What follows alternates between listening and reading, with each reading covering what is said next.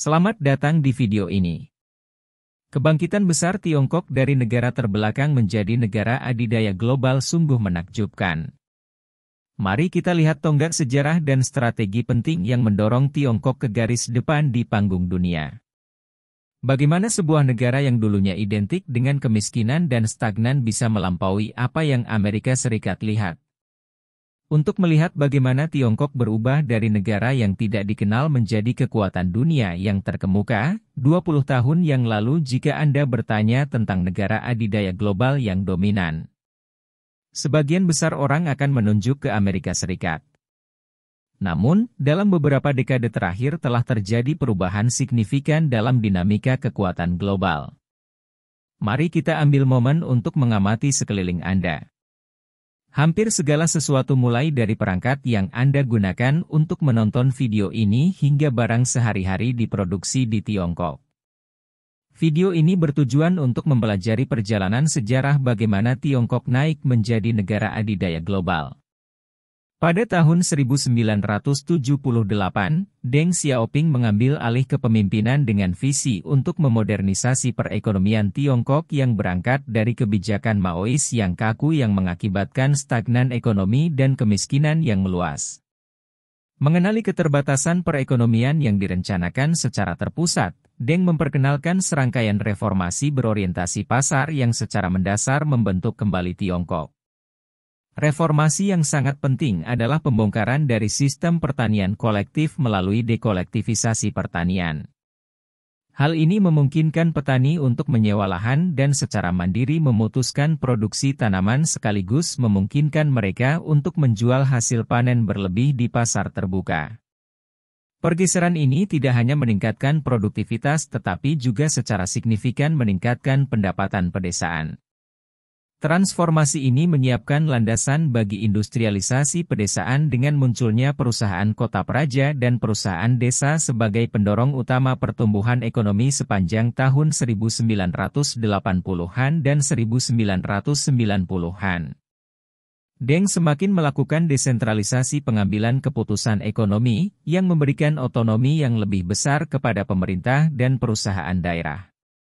Pergeseran ini menciptakan lingkungan ekonomi yang lebih mudah beradaptasi dan memungkinkan daerah untuk bereksperimen dengan model ekonomi yang beragam disesuaikan dengan kebutuhan spesifik mereka. Selain itu, reformasi Deng termasuk meliberalisasi Tiongkok terhadap investasi asing dan membangun zona ekonomi khusus di sepanjang pantai. Zona ini menawarkan insentif pajak dan melonggarkan peraturan untuk menarik bisnis internasional, secara efektif mengintegrasikan Tiongkok ke dalam perekonomian global dan menyuntikkan modal penting dan teknologi pragmatis. Pendekatan Deng yang dikemas bertujuan untuk memadukan pemerintahan sosialis dengan praktik ekonomi kapitalis. Filosofi ini memupuk ekonomi campuran di mana dinamika pasar dapat berkembang dalam kerangka sosialis, yang menghasilkan pertumbuhan ekonomi yang pesat dan peningkatan substansial dalam standar hidup secara keseluruhan. Reformasi ekonomi yang dilakukan Deng Xiaoping tidak hanya meremajakan perekonomian Tiongkok tetapi juga meletakkan dasar bagi kemunculannya sebagai kekuatan ekonomi global. Meskipun ada tantangan berikutnya dan perlambatan laju reformasi di bawah kepemimpinan selanjutnya. Warisan Deng Xiaoping terlihat dalam transformasi Shenzhen dari desa nelayan kecil menjadi kota metropolitan yang ramai, yang melambangkan pencapaian ekonomi Tiongkok. Pada tahun 1980, pemerintah Tiongkok menetapkan Shenzhen sebagai zona ekonomi khusus pertama. Sebuah inisiatif ambisius yang bertujuan untuk menarik investasi asing dan penerapan reformasi berorientasi pasar dalam lingkungan yang terkendali. Penunjukan ini menandai dimulainya perkembangan pesat Shenzhen dan integrasi ke dalam perekonomian global. Pembentukan Shenzhen sebagai zona ekonomi khusus memupuk lingkungan bisnis yang kondusif dengan menawarkan insentif seperti pengecualian pajak, merampingkan peraturan, dan meningkatkan infrastruktur yang menarik banyak investasi asing. Hal ini menyebabkan perusahaan-perusahaan multinasional dan perusahaan-perusahaan lokal berbondong-bondong ke wilayah ini. Membangun fasilitas-fasilitas manufaktur dan perusahaan-perusahaan yang digerakkan oleh ekspor. Populasi Shenzhen melonjak dari hanya beberapa ribu menjadi lebih dari 10 juta dalam kurun waktu beberapa dekade. Ledakan demografis ini dipicu oleh masuknya arus pekerja migran dari berbagai penjuru Tiongkok yang tertarik oleh peluang di sektor industri dan teknologi yang sedang berkembang. Sebelum melanjutkan lebih jauh, beritahu kami apakah Anda menyukai videonya? Jika ya, silakan klik suka dan bagikan, dan mari kita lanjutkan. Pembangunan infrastruktur memainkan peran penting dalam metamorfosis Shenzhen. Kota ini melakukan investasi besar dalam utilitas transportasi dan layanan publik yang membentuk lingkungan perkotaan kontemporer, di mana inovasi teknologi berkembang pesat. Shenzhen menjadi titik fokus industri teknologi tinggi, terutama di perusahaan elektronik dan telekomunikasi, seperti Huawei dan Tencent, yang kini menjadi pemimpin global terkemuka di bidangnya. Telusuri asal-usul mereka hingga Shenzhen, kota yang memantapkan kemasyhurannya sebagai pusat inovasi dan dinamisme kewirausahaan. Keberhasilan zona ekonomi khusus seperti Shenzhen memicu inisiatif serupa secara nasional, yang kemudian mendorong ekspansi ekonomi cepat di seluruh Tiongkok. Zona-zona ini ditandai dengan kebijakan dan insentif yang menguntungkan bagi dunia usaha, berkembang menjadi pusat kegiatan ekonomi dan inovasi. Produk domestik bruto, PDB, Tiongkok melonjak rata-rata sekitar 10% per tahun selama beberapa dekade, sebuah lintasan pertumbuhan yang belum pernah terjadi sebelumnya dalam sejarah ekonomi modern. Ledakan ekonomi ini mengangkat ratusan juta orang keluar dari kemiskinan, secara mendasar membentuk kembali lanskap sosial dan ekonomi Tiongkok. Urbanisasi dan industrialisasi meningkat seiring dengan bermigrasinya penduduk pedesaan ke pusat-pusat perkotaan dan mengejar prospek yang lebih baik, mendorong munculnya industri baru di bidang jasa. Reformasi ekonomi besar-besaran juga menyebabkan peningkatan signifikan dalam pendapatan rata-rata warga Tiongkok.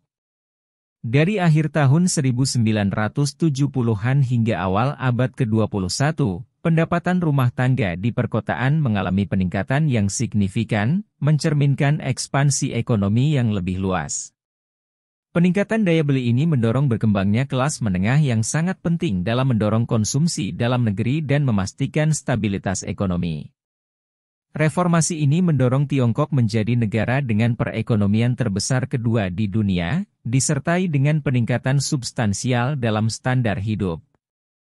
Akses terhadap pendidikan, layanan kesehatan, dan layanan publik lainnya meningkat secara signifikan, yang berkontribusi terhadap kualitas hidup yang lebih baik secara keseluruhan bagi banyak warga Tiongkok.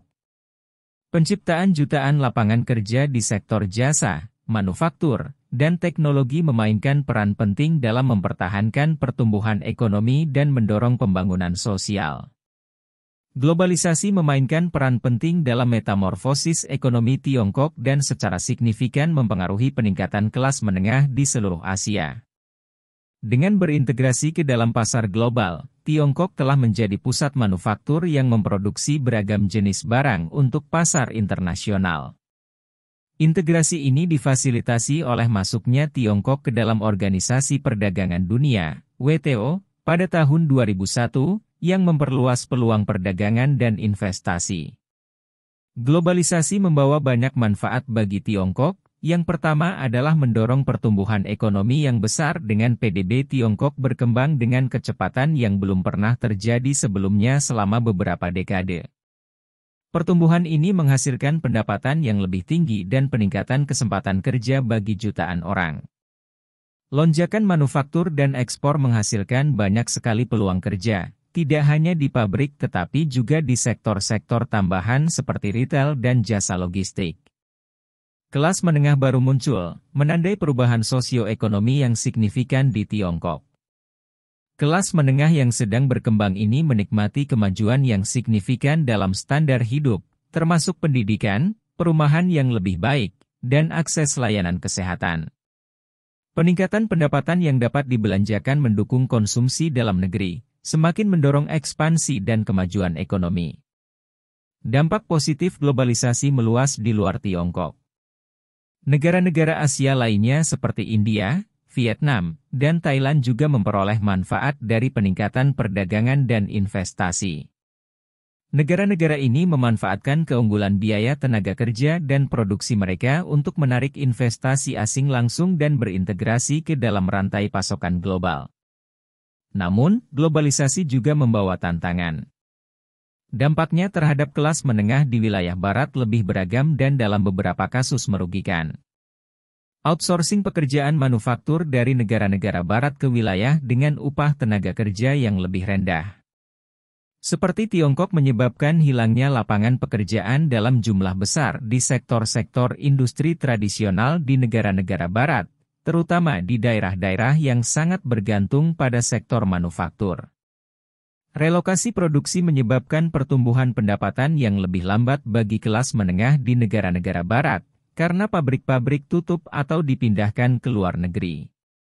Banyak pekerja menghadapi pengangguran atau terpaksa menerima pekerjaan dengan gaji yang lebih rendah di sektor jasa yang seringkali gagal mengimbangi upah dan tunjangan yang sebelumnya diberikan oleh peran manufaktur, berkontribusi terhadap stagnasi ekonomi di kalangan rumah tangga kelas menengah. Disparitas pertumbuhan pendapatan antara kelas menengah Asia dan Barat menggarisbawahi hasil globalisasi yang tidak merata. Sementara negara-negara seperti Tiongkok mengalami pertumbuhan pesat, ekspansi ekonomi, dan bangkitnya kelas menengah yang semakin meningkat. Banyak negara-negara barat menyaksikan meningkatnya kesenjangan ekonomi dan menyusutnya kelas menengah. Keuntungan dari barang-barang lebih murah yang diproduksi di luar negeri seringkali tertutupi oleh kesulitan-kesulitan ekonomi yang dihadapi oleh para pekerja barat yang terlantar. Penyesuaian-penyesuaian ekonomi di negara-negara barat memicu perubahan sosial dan tantangan politik.